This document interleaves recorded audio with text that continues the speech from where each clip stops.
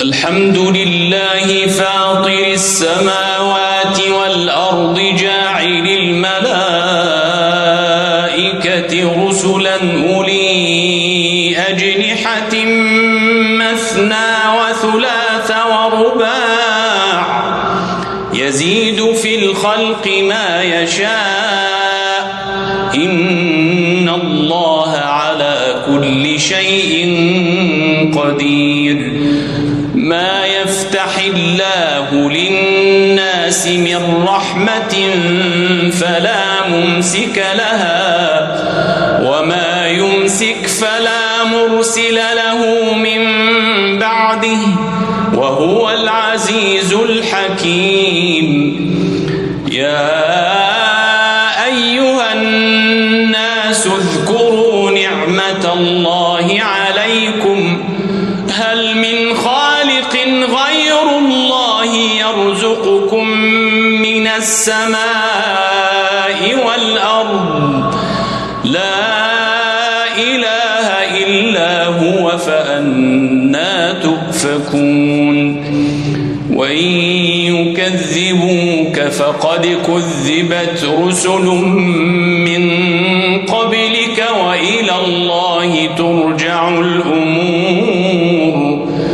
يا أيها الناس إن وعد الله حق فلا تغرنكم الحياة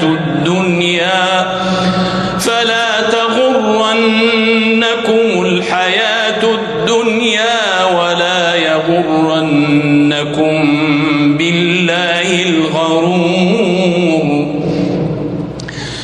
إن الشيطان لكم عدو فاتخذوه عدوا إنما يدعو حزبه ليكونوا من أصحاب السعير.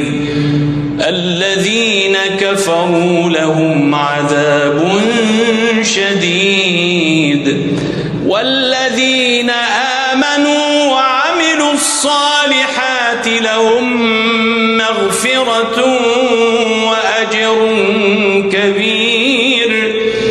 أفمن زين له سوء عمله فرآه حسنا فإن الله يضل من يشاء ويهدي من يشاء فلا تذهب نفسك عليهم حسرات إن الله عليم بما يصنعون.